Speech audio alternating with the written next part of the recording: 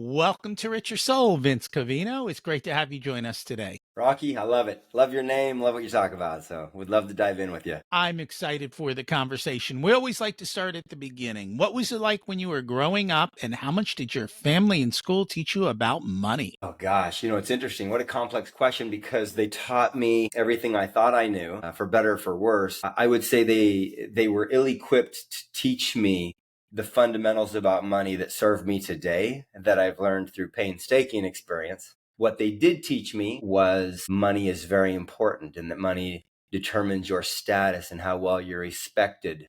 And if you're in good favor with God, then God will reward you with money. Those were beliefs that I had gleaned through my childhood that I grew up with. Of course, I don't believe those now, but for the most part, that's what I grew up believing. It's funny with a belief like that. So I guess if people are down on their luck, they're basically screwed, or I mean, in the sense that Well, if you're God is down on your luck, punishing them. in my day, I used to think if I was down on my luck money-wise, I must be doing something that's not in alignment with God's commandments. So let me go back and look at my life. What could I be doing better? I'm probably looking at that girl too long. I shouldn't be looking at twice. Normally it was about girls because I didn't, church taught me don't smoke, don't drink, and I didn't do those things. So it couldn't have been that. Was it that I was, would maybe get angry sometimes? I was looking for what am I doing in my life that's causing me to not have riches. That's that's where I went back to. Out of curiosity, were most people in the church you attended pretty well off? It wasn't no, most people were not. We grew up dirt poor, and in our different wards and communities, as a Mormon, you grew up pretty well insulated, and you're growing up in with other members of the church. There were, the few handful that were very wealthy were normally in leadership positions, and I thought that okay, they're living their lives right, therefore they're in leadership, therefore God's given them money, and that became a bit of a blueprint for my life. Were there other scripts that you kind of learned as a kid beyond the money scripts that kind of, in a sense of programming or belief systems? Yeah, I think, if you want to make money, work really, really hard. That's how you make money, and you kind of trade your time for money. And that money is a result of, God blessing you with certain skills and gifts. And as you follow his will, he'll expand that and he'll multiply those means in your. It's amazing how many different things we're taught, whether or not they're true or not, Yeah. and how they guide us into adulthood and whether or not we actually question them. And at some point, you questioned it. You said you were once driven by false prophets and false prophets, one being the money side, and I guess the other kind of being the religious leader side. Is that the right way to talk about those prophets? Yeah, I mean, in my experience, these were wonderful and are wonderful humans that have an immense amount of love and are great leaders in so many ways. Unfortunately, whether they know it or not, they're teaching things that are on so many levels destructive and not true, and demonstrably not true. And so, in that regard, I call them false. And then false prophets, meaning I'm seeking after money that the scriptures actually might call filthy lucre, which is basically money obtained in ways that are, have some degree of malfeasance or some degree of neglect of higher responsibility. For me, it was first and foremost, and not even first and foremost, there almost wasn't a second. What is my fiduciary obligation to myself, to my shareholders, to my business? It is to make money. Period. And there was a lot of that got convoluted in my head that caused me to make decisions that I wouldn't make today. Okay. Now, you went to college and came out, or how did you kind of get started in life? In terms of careers, I was a financial advisor was my main first career, although I had little ones before that. I went on a mission to Japan. So when I came home from Japan, I was a translator for the courts. If a Japanese and English company would sue each other, I would get in and be the translator. Used that to get through college and did some landscaping and some other odds and ends, sold timeshares. I then became a financial planner, and I enjoyed that. I felt I was pretty good at it, and I spent about a decade or so there and managed over $100 million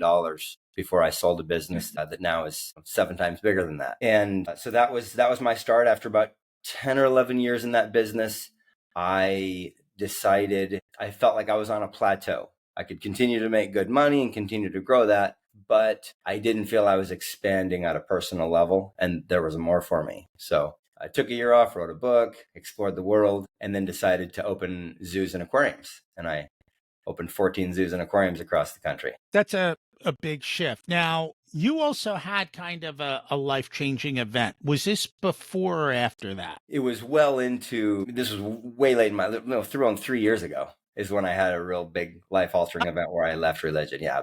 But Okay. I left financial planning, sold that business, and moved into the zoo aquarium business right in the middle of my height of my religious zeal. How does one decide to go into the zoo and aquarium business? Well, mostly because my brother had built a nonprofit aquarium and it was so exciting. I loved what he was doing. It was very hands-on. We grew up as kids. He and I had lots of animals and he was a real master, real creative guy. And so we built, indoor and outdoor tanks and had snakes and birds and just everything.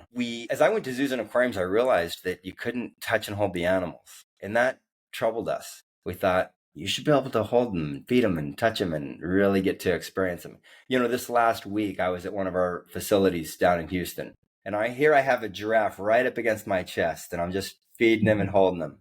And then I go and I literally did the exact same thing with the kangaroo, right up against my chest. And went in with the sloth, went into the kinkajou, hand-fed sharks and stingrays. And it just was a reminder to me, because it had been a good 6 months since I even stepped at one of our facilities. But it was a good reminder to me that, this is amazing to see animals and humans connecting. So I think that's what gave birth to these locations and to the design, to have a really hands-on, feed the animal, hold the animal, touch the animal, really have a tactile, deep experience with it and feel a bond. And have that shift your perspective about the planet. Is there not danger? I mean, I'm thinking feeding sharks is a little out there. It's something that's deeply misunderstood. There's about 10 humans per year that die from shark attacks.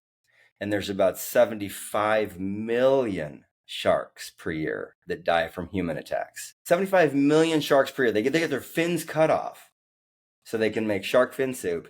And then they throw the sharks back in the ocean to slowly go down and bleed to death. So the problem isn't with our risk with sharks, it's our misunderstanding of them and our mistreatment of an apex predator. That's the problem. So we've actually got that one backwards as humans. What else do we have backwards? Oh, let's dig in, Rocky. There's a couple things. Let's go. Well, I think that for my life, because of my lived experience, anything that keeps us from ultimately living our inner truth, getting alignment deeply with our own truth, outside dogma. I think of Steve Jobs at his Stanford commencement address. Don't be limited by dogma, which is lived by someone else's thinking. And that's exactly what we do in this world. How do you figure out your inner truth? Right? Because if you think about it, you grew up, you were told XYZ, everyone's pretty much going to be told some combination of those things. We start to have our own belief system, thinking it's ours, but it really isn't, right? Because it's been programmed into us. Yes. How do you figure out the inner truth that's really yours versus what may have been programmed into you? Yeah. Rocky, that is such a good question. I'll tell you how I did it. Okay. And it's not that I've this enlightened being. I'm on a path and I seek consistently to understand myself better, others better, the planet, everything. But I will say that there were two breakthroughs that I had. They both followed me leaving the church. Because when you're in the church and you 100% believe this axiom, you give no space for anything outside of that. So that's the first thing, is you're in a prison and you are not going to be enlightened outside the walls or the confines of that prison. Once you leave that prison and you become receptive, it's like fertile ground. I will listen, I will entertain.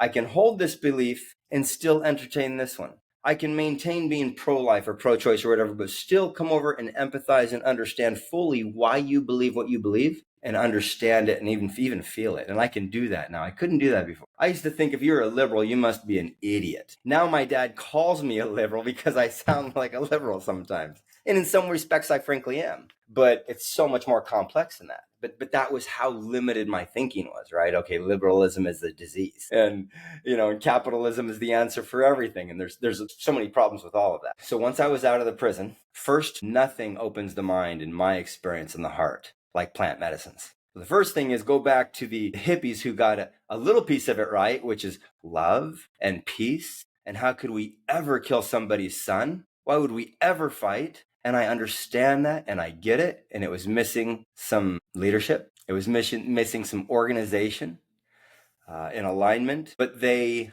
frankly, because some of them did psychedelics, and some of them had those experiences. Their hearts were expanded so far, they said, there's no way you're going to send me to war, to kill people. It's not going to happen, right? That's where I got. I was in a bloody battle with the likes of PETA and Alec Baldwin and animal rights activists and, big names. At some point, after who knows how many millions were squandered, just wasted, all this energy, all this money on both sides, all the blood and the tears that's just gone in fighting. Just imagine when that could be reused, the $2 trillion per year our world uses on military defense, right? It's a travesty that we're there. And it's through the likes of plant medicines that people get awakened and they say, when I fight against them, I'm fighting against myself and the planet and my children and my future and their future. So that was the first big breakthrough for me. The second big breakthrough for me is there are mentors out there. There are people, and I've hired several of them. It's the best investment I've ever made, is to invest in my own inner enlightenment. And they have processes that quiet the mind, that allow you to go internal, that allow you to examine your beliefs and challenge them, and allow you to understand why you get triggered, why you become passive aggressive or reactionary and emotional and out of your highest and truest self and out of alignment with yourself and with your mind, with your heart and so forth. So those are the two big breakthroughs for me. The first one's kind of self-explanatory. What I find is it breaks down all the false walls you put up and it allows you to see very clearly. The second one I struggle with, and not that there's anything wrong with any of it. There's so many people trying to teach a path.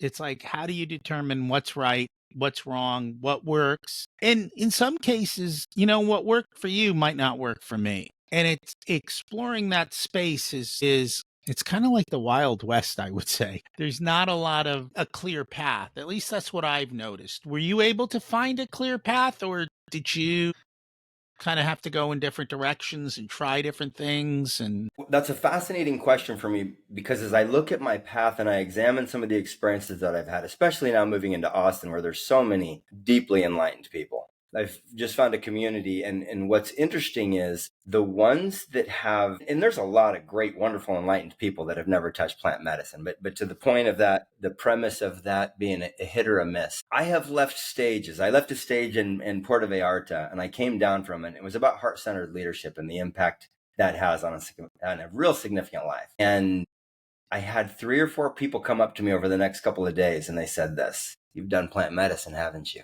And I said, "Yeah." And then I said, "I can tell.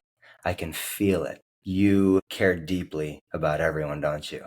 Or something like that. And the answer is, yeah, I do all life. And I didn't feel that way before. I felt God gave me dominion. I'm here to run this company, make a shit ton of money, dominate. And PETA, I will tear you down. I will burn you down and piss on the ashes. And I'll finish you. And when I have my 100th zoo and $1 billion and a private jet, I'll laugh about it. Like, moving from that type of a mindset that is so toxic, right? It's me, to something that says, let me understand what it is that you and 5 or 10 million followers that you have, what disdain do they have for me? What do they see? Oh, I see why you hate me. I see why you put billboards up across the country with my wife's face or with my face or with, stop Sequest or whatever. I get it. I see why you sicked Alec Baldwin on me. When you move to a place, and so what I've discovered is people who have spent time with the right set, with the right intentions and the right settings and the right dynamics, the right energetics, that they have an absolute soul expansive experience with the right plant medicines. So that's been my experience. And I haven't seen, if someone's doing it recreational, it's absolutely hit or miss, right? And that was the hippie movement as well. So hit or miss. But in the context of the way they're being utilized in their highest and best use, as I would call it, I don't know how you can lose. It's been pretty incredible. Of course, I'm not a scientist in this regard, but that's been my own anecdotal experience. No, that makes sense. And everyone's going to have their own experience. And the question is, are you ready for it? And are you willing to accept it? Which, again, is an internal choice for everybody. It is. Yeah. In fact, I've sat with people who took it and didn't really have much of a reaction to it. So, if you're not open to those next evolutions of your own inner truth, your own expansion, then it's not going to work. One of the things we talk about in that space is having to let go of the past. and the beliefs. And you've clearly said you let go a lot of beliefs. Have you found that maybe those who are struggling aren't willing to let go of those beliefs? Maybe they're not ready to let go of those beliefs. I don't know. Yeah. You know, victimhood and external validation are powerful drugs. And you can just inhale the shit out of it. Be like, look at my trophy. Let me name drop, right? Let me show you what I've accomplished. Or, hey, I'm the one that got treated bad and I'm just nursing my wounds, the victim. And I think that people can get so addicted to that those are not easily broken. It's an immense amount of deep inner work where the work is this. The ego is going to get wounded and eventually killed in certain respects, where through the other side of that doorway, there's this immense enlightenment and vision for what's possible in your relationships, in your life, and with love. And guarding that doorway is this badass. It's your ego. And he does not fall easily, right? He sometimes needs to have something very close to him lost. He sometimes has to go through despair or public humiliation, which, I've been on Good Morning America and who knows how many ever hundreds or thousands, frankly, thousands of shows. And it wasn't about, hey, look at these great companies that Vince built. Look at this guy getting rich off of putting animals in prisons, right? And so you have friends for years and years that now all of a sudden they're going to walk on the other side of the road. You experience who your friends are, which is a great gift. You experience criticism, which is a beautiful gift. You experience humiliation, which is wonderful. And hopefully at the other side of that, you're able to get to a point where you can get your ego out of the way so you can pass through that doorway and say, wow, there's some beautiful relationships here that are possible. And this is better than anything else I could have built. Have you figured out how to kill the ego? Because it's a significant battle. Yeah. Well, it's certainly a complex question. I'll tell you this. If someone were to come to me 5 years ago and say, Vince, here's all the problems with your company or your hair or the way you dress or whatever, right? I would have been on the attack and I would have been defensive. Let me tell you why you're wrong. Let me tell you why this is a good idea. I'm going to defend it because you're attacking me by attacking my business or this or this or this, or so I thought. And I've at least learned this skill that now when someone comes to me, let me get that data and understand it objectively. Let me remove Vince's ego and say, what is the truth that's in that? I can see that. And then I have this independent analysis, which truth is in that sphere, independent of our own biases. And it's our biases that keep us from actually seeing truth. I now have come to a place where I rejoice in truth. I love it. So as you're saying that, I'm kind of thinking of this in two ways. One, I could look at somebody and say, okay, I understand why they feel that way about me.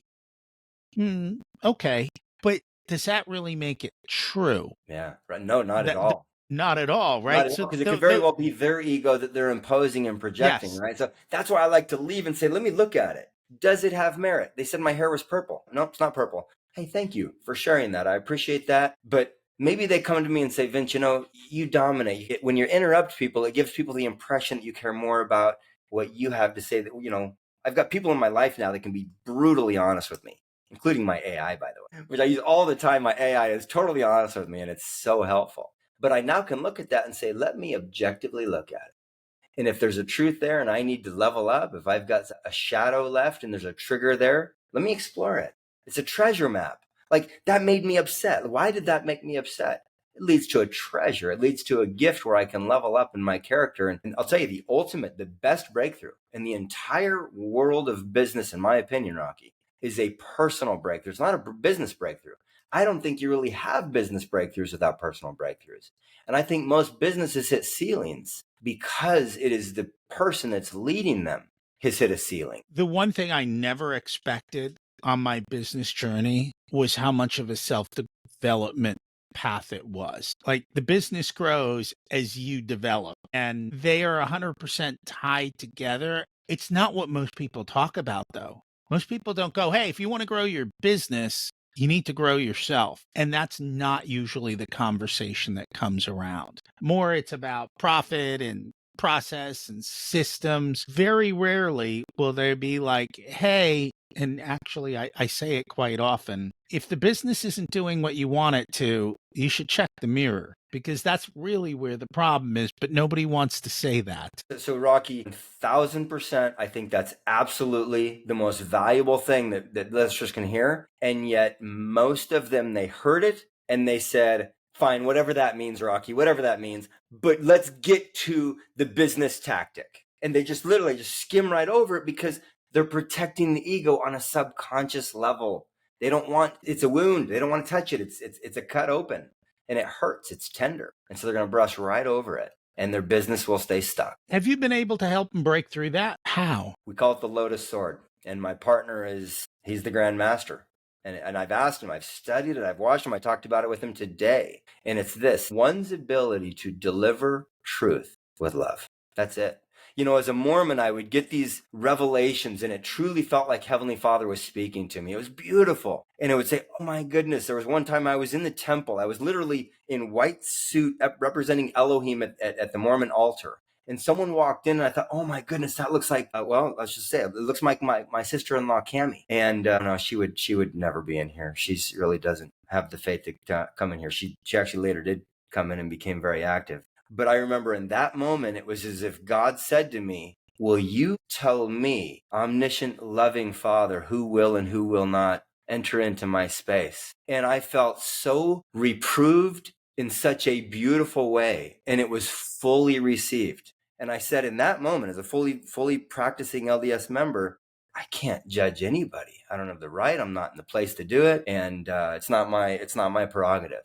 And so the Lotus Sword is when you can give someone truth, you can see it, and you have the courage and the boldness to give it to them, and you can give it to them with all. That's our recipe. At least that's what I'm learning so far. Does that automatically get them to receive it? No.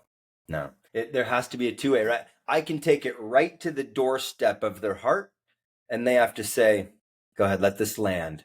And they have to choose whether or not it's going to land and then detonate and say, oh, I'm being arrogant. I'm being one-sided. I'm being selfish. I'm not seeing the big picture. I didn't have an awareness that I was doing that I don't have respect for women because of this many years of capitalism or religious structure. And you start to accept things that before you fully denied. And that's when you begin to realize, I'm developing some wisdom and some enlightenment, and it serves me very well. Out of curiosity, I'm a numbers guy, right? So it's like, hey, what are the odds? Yeah. If we looked at people, like, and you went to 10 people, what are the, how many are going to do what you said, and how many are going to go like, I got to go? Rocky, it's so funny that you asked this question. I've studied this. They're the 1%ers. Okay. Truly, the 1%ers are those healed, whole business leaders that are multidimensional. You know, they talk about how billionaires, most of them are totally miserable, right? In some respects and in some aspects of their lives, it's absolutely true. I've been around extremely wealthy people and I see money solves almost all problems. But there are some fundamental problems it can't change. And one of those is relationships with family, friends, spouses, significance, the impact they make, which is the ultimate gift in life. So yeah, I've asked AI these questions, what percent are actually doing shadow work, actually looking within and aren't seeking external validation, don't have daddy wounds. I've gone through and it's the 1%. Now, what's awesome is when it gets to about 5%. John Wilbur studies as a social scientist, you hit a tipping point. What I hope more than anything, almost, I could say, I hope deeply is that I get to live long enough to see 5% of the population get to that level of enlightenment, of conscious leadership, of conscious capitalism, of conscious living. When that happens, society hits a tipping point, and it's not long after that people say, that is an amazing freaking way to live, dude. I want that. I want to go to a barbecue and see everyone loves me and there's no backtalking, there's no gossiping. Everyone truly wants me to succeed. And when I succeed, they celebrate. And when anyone in this circle succeeds, I celebrate with them as if it was my own success. And when 5% of the population sees that, you won't be able to even hide it. And it's going to be very quick. People are going to realize you're going to have a couple scragglers that'll die off. But I believe that we're going to see an absolute ushering in of it, what the Mormons would have called the millennial reign or peace on the earth. I think that's coming. Have you read The Fourth Turning?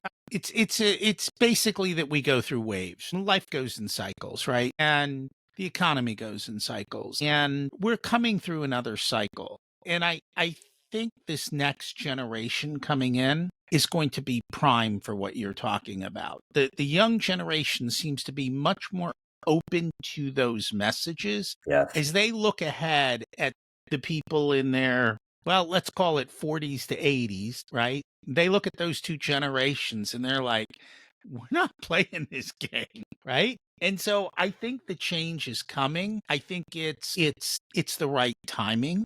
And we're also moving to kind of an age of consciousness. You mentioned AI a lot, and I think that has been a game changer in the ability to, information is, when I grew up, information's gold. Today, you don't even know what information's true anymore. We've come to a point where it's overloaded. And so the ability to discern truth and to figure it out and then to kind of bring about these changes, I think they're all converging. It's not going to happen overnight, right? It's not like, one day everyone wakes up, but I think we're getting closer and closer to that point than we've probably ever been. I don't know if you're noticing that as well or something different. I am. And not only that, while there are cycles, I also believe it's an upward cycle. So one of the great books, Homo Deus, talks about your chances of dying of hunger or in a war 100 or 1,000 or 10,000 years ago, and where we are now as a society. Like, we have made such massive improvements, yet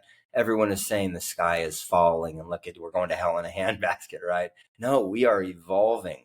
Is there still some conspicuous wickedness that we need to root out? Absolutely, but it's going away pretty quickly, including religion. When you say religion is going away, are you talking about more of like the organized or the man's interpretation, or you think we're getting away from spirituality?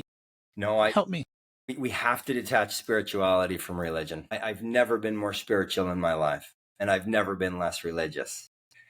And those two have a complete, maybe not an inverse correlation, but they're not correlated. You can be a spiritual person in a religion. You could be a spiritual atheist. I look at it as a deep connection to one's purpose, one's mission, one's truth. It's an alignment. It's an integration, being in integrity, my beliefs, my mind, my heart. If there were a Christian or an Islam God, which is, 70% of the whole world, right? Let's just take those two right there, that were to say, Vince, you're going to be punished because you lived in integrity of your deepest inner truth, your mind, your heart. After hours of after thousands of hours of meditation and study and inner work and tears and being at the temple and prayer, you felt deeply that this is where love called you to be and what it called for you to do. And you followed that course. And for that, I'm going to punish you because you didn't confess my name as your savior, or you didn't say that Allah is the, that to me is going away. And with this information age, especially with AI, these, even my 16-year-old and 25-year-old, they're going to spend enough time with AI and know how to ask it. You get really good with AI prompting and you're going to have the whole world at your fingertips. It's going to be very hard to believe dogma, very hard to believe things that are just unfounded and unscientific. So there's actually another trend that's starting to emerge. And I'll say it bluntly, people are getting dumber. And what I mean by that is they're so reliant on AI, they no longer think. So I guess in that sense, they're not prompting. They're saying, do this for me. And they're not checking the answer. And I know my AI hallucinates a lot. So I really have, because I know I can bring it back in and go, you made a mistake. You got to do this. You got to do that. And I can rein it in. But if you don't do that, it'll take you on psychedelic rides. Yeah, that's right. No, Rocky, you're right. You're right to point that out. I'll say this. Most of that hallucination is weeks away from being eliminated with the recent upgrades that are coming. So that's the first thing I'll say, is that I've looked at AI and the trends I've seen it on, those things are going to be, matter of time, they're going to be gone. And now you're not going to have your own subjective AI that's placating you, which I understand a lot of people have their AIs programmed that way. My relationship with AI is, I'm not looking for it to validate me. I'm looking for pure, undiluted truth. And my AI has learned that. I've gone through pretty extensive training. I've probably had it ask me 400 or 500 questions through different activities to really understand my nature and my preferences. But I think there always has to be the ability for someone to be able to be discerning. right? Always be discerning and being able to be so integrated and grounded myself that when I see something, I say, okay, is that founded? What was the source for that? Is that founded in science? Is that founded in something that's rational, that's self-evident? And it's a skill. It's critical thinking. And most people lack deep critical thinking abilities. And that is what it comes down to. Schools before our current school system that taught everyone to work in a factory used to teach critical thinking. So if you can think critically, or at least have the ability to have those conversations with AI, it's a game changer. If you can't, you're in trouble. Yeah. Any thoughts of what the future looks like with AI? A lot of people are afraid it's going to take away jobs. It's going to change the world of jobs. But I think that people who use AI are the ones who are going to succeed as a tool. Those who don't are the ones who are going to struggle. But yet, I've got no idea what this future is going to look like. Yeah.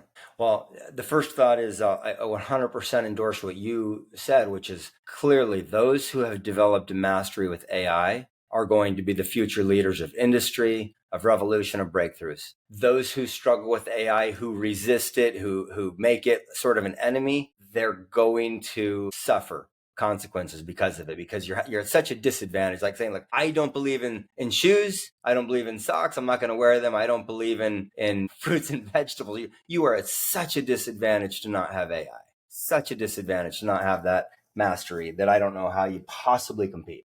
If you don't have a mastery of AI in 5 years, I can't imagine a world where you're in business. Let's say that. Then in terms of what world is created, Rocky, my belief is it is absolutely epic. I am thrilled. I think that my 6 children and their children, or how many ever they have, I think it's going to be absolutely bountiful that today we have probably 100 million people that don't have wheelchairs because they can't afford them. We have how many hundreds of people who don't know where their next meal is coming from? Every second 3 people die of hunger. We have solutions for every one of these problems. We have solutions for global warming. We have solution for climate change, which there's still so many people that don't realize that's a massive problem. Our energy consumption levels, way beyond our growth rates and way beyond what the earth can sustain. It is absolutely a course we can't continue on. So I believe that AI and that wise, heart-centered leaders at the center of that charge are going to level up the whole of society in a beautiful way. You talk about heart-centered leaders. You still run businesses, correct? You still actively involved in that. How does that come to be? I mean, how do you still now come to, hey, I have to run a business, I have to be profitable, I've got to figure out this ever-changing world, and yet I still want to be heart-centered, I still want to care, but yet my employee doesn't listen, or whatever the problems of the day are? Yeah. Those are such great questions, and it's complex, right? In my mind, this is something that it's not a black and white. I'll say this just to be short. I used to believe my fiduciary responsibility is to profits, it's to shareholders. I shifted to a responsibility of stakeholders where I put people over profits, which is a misnomer. As soon as I said that, I have to clarify this.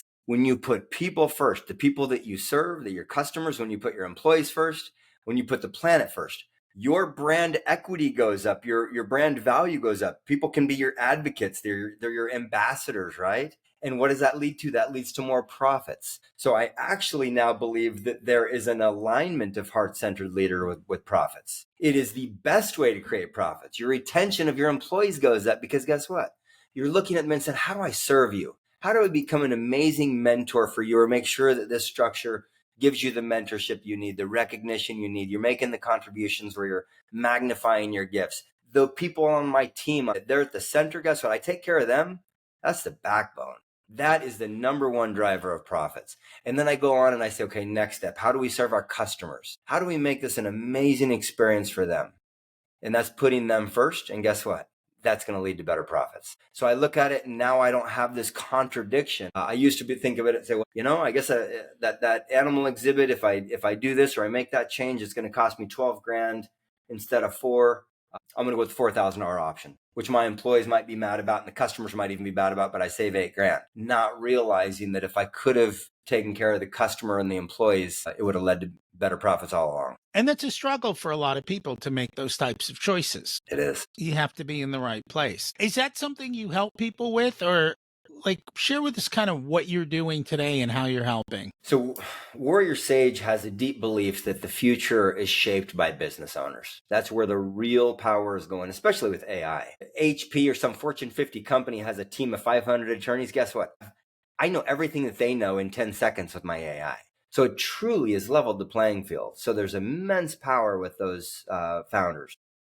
Being a founder, especially small business owners, it can be lonely. There's pieces of expertise they don't have. They need mentors. They need capital. And so our focus is on building communities where visionaries, founders who are basically people who have birthed the company that they feel in their heart can make a big difference, can make a big impact. They've got the chops and the zeal and the ambition to go make it happen. We say, come into this community. We have mentors here. We have aligned capital here. We have hundreds of investors, and they have a sea of billions of dollars looking to invest in founders who are incorruptible, who are making an impact, who know how to make money by creating impact. And that's something they want to throw money at. So we've created a community that brings those people together and gets them in alignment so that they can expand to the highest levels possible. And yet that's still balanced. You know, you talk about making money. So how do we balance that against being in alignment and everything else? Because I think for a lot of people, that's still that struggle, isn't it? Yeah.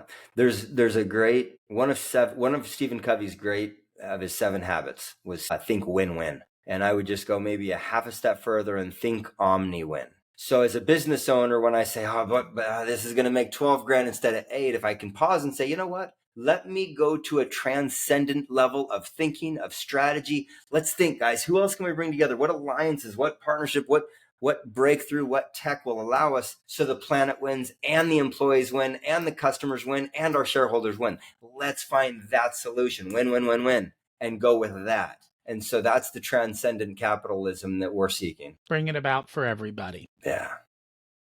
That's the world I want my kids to grow up in. How's it going? How is it being received? I was on a call this morning with a guy named James. He told me about this. He's studied addiction for 25 years. I didn't know why at first. And finally, had come across, I think, a neuroscientist or someone very high in the discipline of behavioral genomes, the genetics that actually dictate or make someone predisposed to alcoholism, drugs, opioids, whatever. And then he had a behavioral background in the behaviors, the beliefs, the systems, the identities, the societal traps that cause people to fall into addictions. And bringing those two together brought this priceless formula to help predetermine who might not do well on which types of drugs post-surgery and so forth, to allow the doctors and the patients to come together and make better decisions so they don't risk being addicted. And there's several applications to it. But it was after those discussions that I fell in love with his product and what he was doing that he said this. I said, tell me what birthed this. This is an interesting field. What gave birth to this? And he said, I grew up without a dad because of alcoholism. I'm immediately thinking in that moment of my mom, whose dad left when he was 4 and died when she was 10. My mom grew up without a dad. And I thought, holy shit, does this guy actually have a business that could help fewer people become addicted and ruin their lives, if not literally lose their lives? Some of the great artists that we know, we look at the last 10 years, how many that died because of addiction, right? We've lost them forever. And this guy's got something. So what I say to him is, come into this circle. I can't not let you not get funded. You need $5 million? I can't not get it. Let's go find you that freaking money, dude. Let's go get it. You need mentors because there's other pieces of his business he doesn't know how to do. Let's get those mentors. They're in this community. So how is it received? It's been so beautiful because everyone in the community, the mentors who are there to teach, who are there because they have battle scars and expertise, can sing their music and can empower business owners. The investors who say, I want to pass along my values in impact on the planet and making a contribution in society, they get to play this game and say, hey, these are the companies I want to invest in so that my kids and grandkids and people can see this is my legacy. It's not how many more zeros and ones, how many more Ferraris can I stack? It's not that anymore. So people are on fire over this. They're absolutely lit up, and as they should be, because it is an epic way to live. That it is. With addiction, how much of that do you think is a physical issue versus a meaning and connection issue.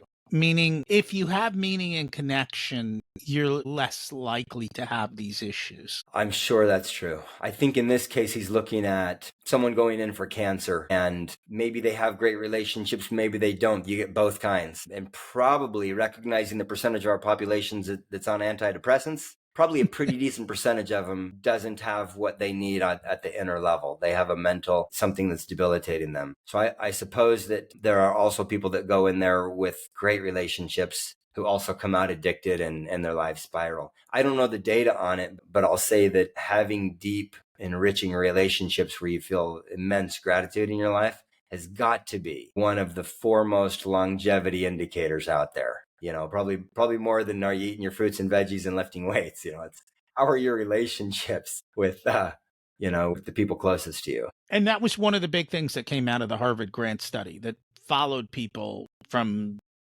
the time they were 20 all the way through their 80s. I mean, that study went on a long time. And the one correlating factor across everything was relationships. The other one in the world of longevity, though, really comes down to the basics, like your diet and your exercise. If you can knock out a reasonable diet, decent amount of movement of some sort, and great relationships, I think that's literally the trifecta of it. Like, you don't need the rest of things. You do those, and you've got the 80-20 rule down. Now, can you get hit by a bus or something goes wrong? Sure. But I think it covers a lot of that. So what are you hoping for the future? What's your vision of what comes of all of this? I think a deeper connection of humanity.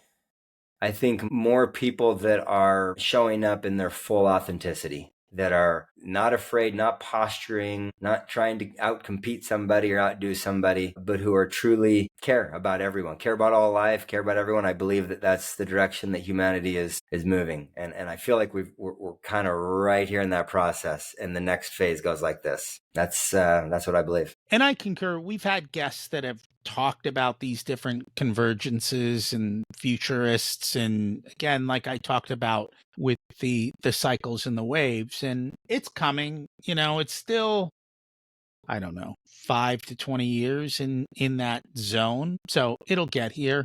Unfortunately, you have to go through this period before you get to that period. That's right. And so as long as we survive this period, I think that will become the natural path when we get there. Is there anything that we should have talked about that we didn't get a chance to, or that you didn't get to mention that you think would be valuable? The only thing that comes to mind is just to underscore that when you invest in yourself, your own heart, your own inner world, nothing's going to pay higher dividends than that. Really begin there. If I could underscore one thing, I think, Rocky, it'd be that. And I think, at least for me, it was always getting started, taking the first step. And in today's world, getting through all the noise. Yeah. To find what is the appropriate first step. And for everyone, it's going to be different. We've all got a different path and a different history. But I guess it's just trying until you do. And maybe you've got some ideas of some places to look. Closing the eyes, having quiet time, having reflection time every day. Be heavily meditated. And that is what a lot of that and a little bit of breath work, right? Yeah. What's your secret to living an abundant life? Rocky, I have a deep love for Vince Covino. I admire him. I have compassion on the life that he's lived. I've loved every version of him and I've buried every version of him. And I think that because I understand who I am, it allows me to see and feel and love others. And that has brought me an immense amount of abundance. I learned a saying not long ago, and I think it seems to fit. I am exactly where I need to be in this moment, right?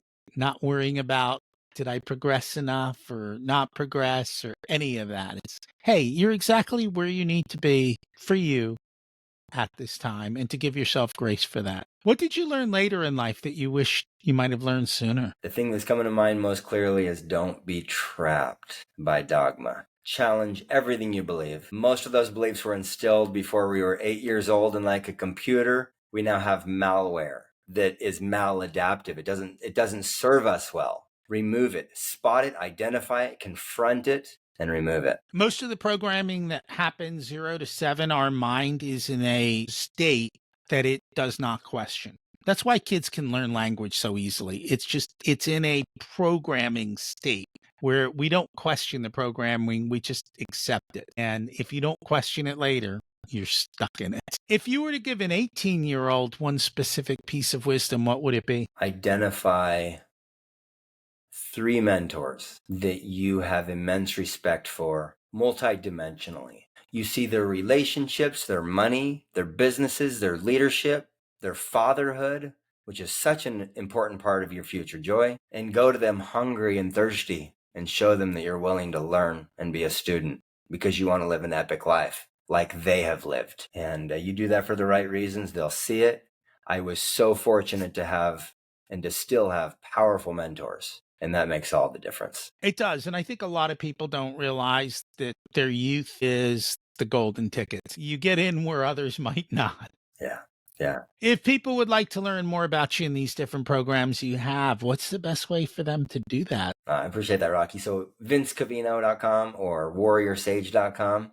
They can learn all about me and the company I work with and the people that I serve. And we'll make sure to put that into the show notes. Thank you so much for joining us today. Rocky, that was an awesome conversation, man. Thank you. Hey, thanks for checking out the full unedited video of the Richer Soul podcast.